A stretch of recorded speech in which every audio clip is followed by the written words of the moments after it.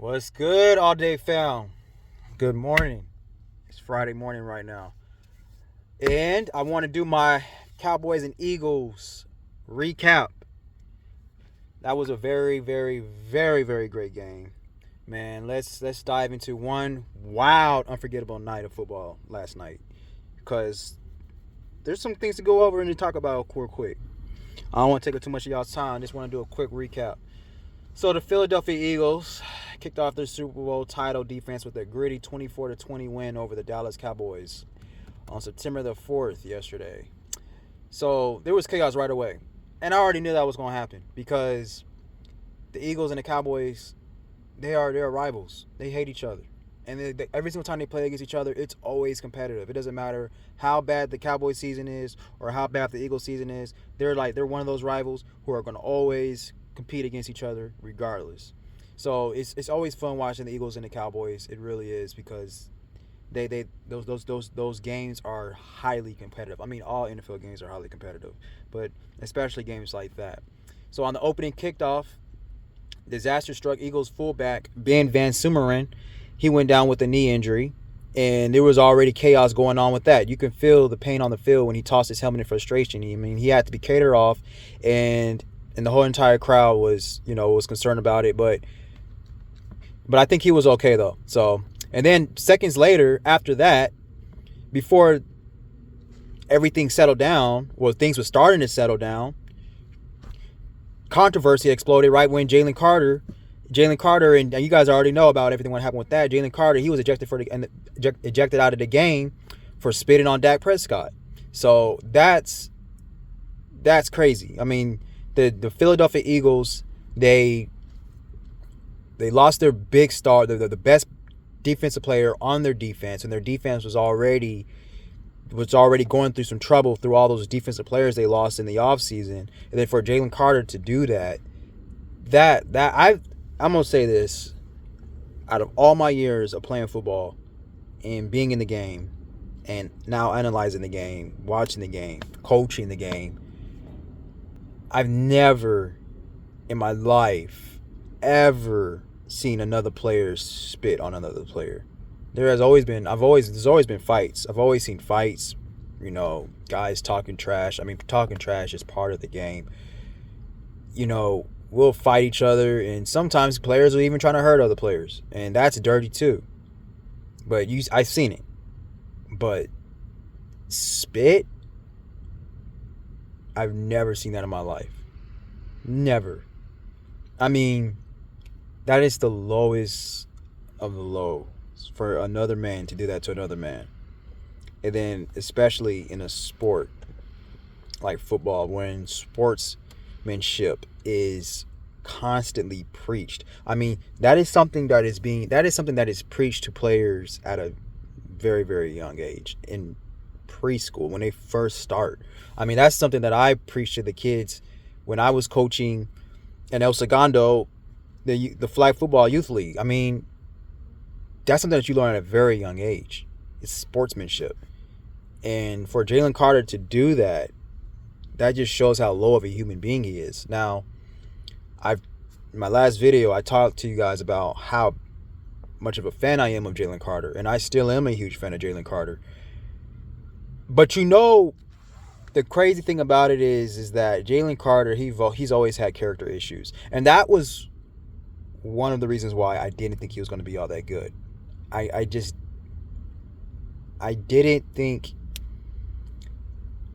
think his play was going to transition into the NFL, and I just didn't. I don't know why. I just didn't think so. And him having character issues was one of the reasons why. But I don't think he really had that many issues when he got into the league. I have to do some research. I don't really think he did, and if he did, it wasn't that big, for people to talk about.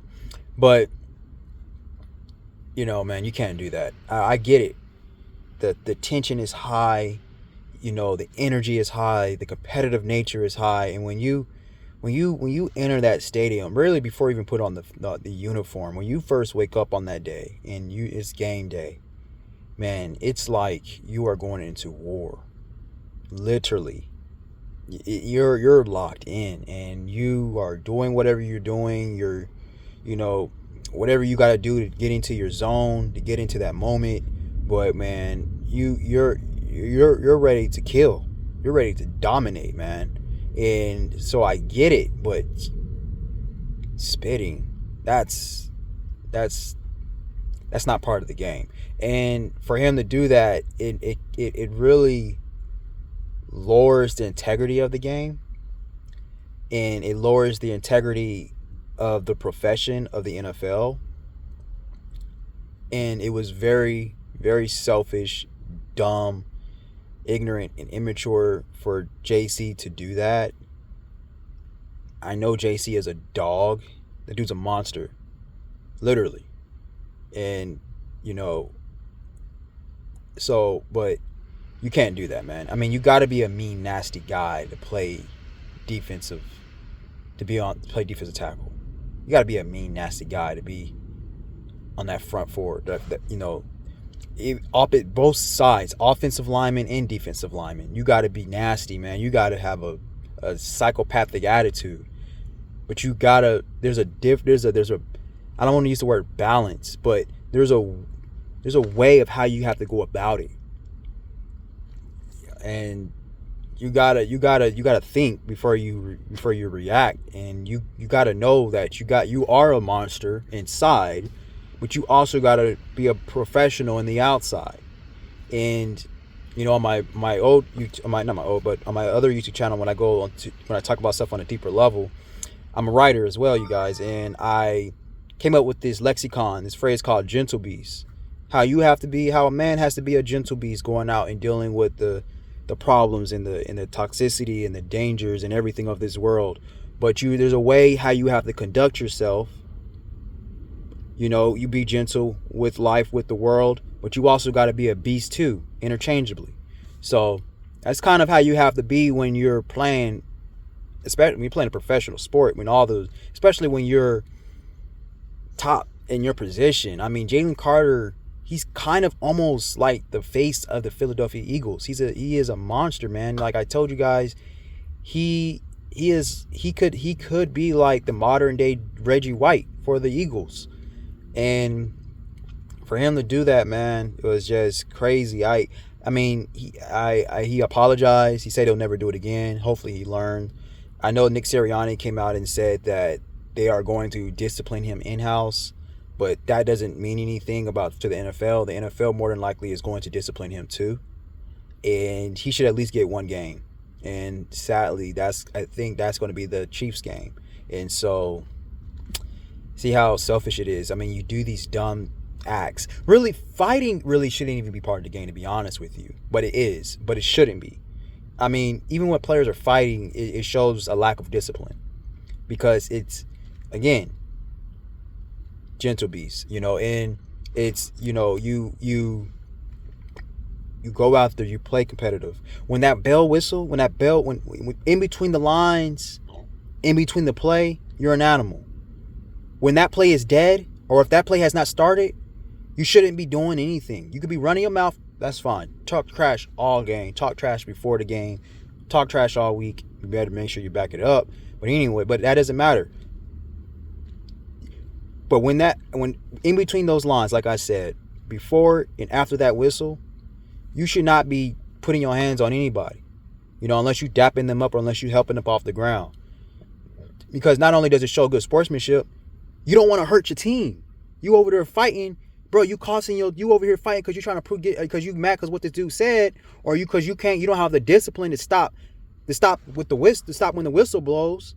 And then you costing your team, man, yards. You know what I'm saying? They fighting. These guys are fighting for yards. These guys are fighting to win. And so, because you are an idiot, you over here fighting, you like, you're kind of spitting in your players' face, your teammates' face by you out here tussling with the other side of the team. You know what I'm saying? So it's a lack of discipline, even during practice. Like, you'll guys will fight during practice, but still, that's still selfish. Because why?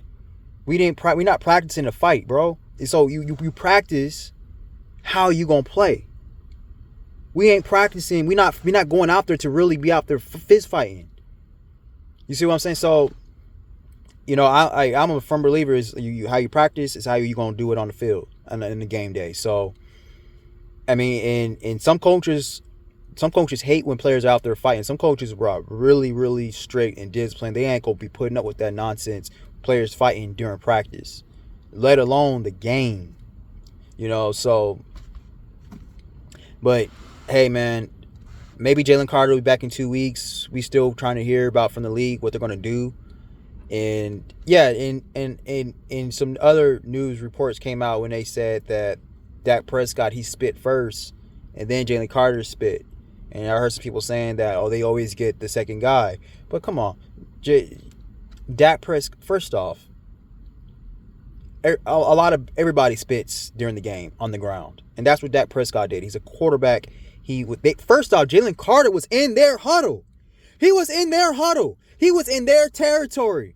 Now, if you go back and you look at the previews, you look at the highlight, the previews or highlights, whatever you want to call it, the replay.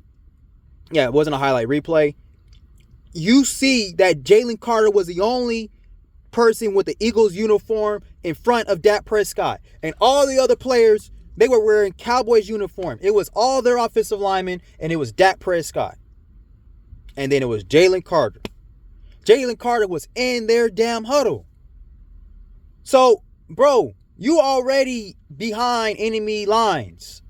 So, Dak Prescott, I know some people were trying to say that Dak Prescott he spit at him first. No, he didn't. It wasn't like Dak Prescott walked up to Jalen Carter, spit on the ground towards his shoes. No. Jalen Carter is just a monster. He was just taking everything offense. He was taking everything by heart, which he should. He was taking everything personal, which he should. But at the same time, you got to learn how to control yourself, bro, so you won't hurt your team. Let alone also make yourself look like a damn fool in front of the entire world, because that's what you just did. So it's not just your team, it's you too. It's you first. Have some self-respect for yourself first. So like Jalen Carter did that because he doesn't have self-respect for his own self. So that's what I'm saying. So when I was a coach, I told my players to put themselves first. And I'm saying, when I say to put yourself first, love yourself, bro. Put all your effort into making yourself develop as a human being and as a player. And if you do that, and then you can learn how to do that for your teammates. So the fact that Jalen Carter did that, he don't got no respect for himself, the reason why he did that. Because if he did have respect for himself, if he did know how to conduct himself, he would not have done that. He would have known how to control his character, his attitude. So, hey, man, he'll learn. I think I said some things about Nick Sirianni last year. I think Nick Sirianni is a great coach. Last year, I was saying that he wasn't. I think he is. Nick Sirianni has proved me wrong, which I'm glad he did. I love seeing guys. I love seeing all the I love seeing all of them be great. All of them. I want them to be great every single Sunday until they play the Chargers. When they play the Chargers, I want them to suck. But I'm rooting for all these guys. Now, there are some players that I'm rooting more than others because I have some favorite players that I like more than others. Like Justin Jefferson is one of my favorite wide receivers of all time. He's my favorite receiver in the entire league. So I root for Jay Jetta to go off every game. Justin Herbert, my favorite quarterback in the entire league. Justin Herbert and Caleb Williams, two favorite quarterbacks in the entire league. I'm always rooting for them to go off, But yeah, let's move on, man. So let's see. What went right for Philly? There was a lot of things that went right for Philly, and there were a couple things that was some concerns. I talked about how the Eagles' defense was going to be a little concern. So the Eagles, they did manage to keep the Cowboys below 25 points. I gave Cowboys 5 more points. I said they was originally going to go and score 20. I gave them 5 more points because, again, I didn't know what the Eagles' defense was going to look like. And then, especially when Jalen Carter got kicked out, I'm like, oh yeah, they definitely going to drop 25. The game might be a little closer. But the Eagles still managed to contain the Cowboys. I think George Pickens only had a catch. CeeDee Lamb went off. Just Jalen Hurts. Let's see. Jalen Hurts was electric. 214 total yards, 2 rushing touchdowns, and he was very calm under pressure like always. Saquon Barkley, he showed why he's a weapon, offensive weapon. He grinded out 60 rushing yards, and he got a score. Jake Elliott drilled a monster 58-yard field goal. Yeah, that was pretty dope. And Jake Elliott has been having some issues with field goals recently, but he looked like he's back. So that's pretty good. He drilled a 58-yard field goal in the third quarter to give Philly some breathing room. Dallas, they fought back. They didn't fold. Javonte Williams, he's a pretty good running back. I liked him coming out of college. He did really good this game. He did pretty good. Now, given Jalen Carter was out, that's probably why he was able to do such a thing. But, hey, this is the NFL. It's professional sports. You still played well. He scored twice very early. CeeDee Lamb lit up the secondary with 110 yards receiving. But he had some costly drops, and he missed some chances that kept Dallas chasing instead of leading. So we're going to get into CeeDee Lamb. CeeDee Lamb had a inconsistent game. In the very beginning, he was dominant, to say the least. Very dominant. George Pickens wasn't even nowhere to be found. CeeDee Lamb was taking over the game very early. He was eating up my boy Adoree Jackson. Adoree Jackson went to USC, so I was like, God, bro, you're getting dug in. You are getting owned. So, but and CeeDee Lamb really, I didn't notice CeeDee Lamb start making mistakes until they put Kenyon Mitchell on CeeDee. So when they put Mitchell on CeeDee, that's when I started seeing the drops happen. Those were costly drops. Now I want to get on CeeDee for a little bit because CeeDee said he was the best receiver in the league. And he said before the season started during his press conference, he said that, just watch, I'm going to show y'all why I'm the best receiver in the league. That's what he said. That's what he said. And he said him and George Pickens are the best wide receiver doing the league too.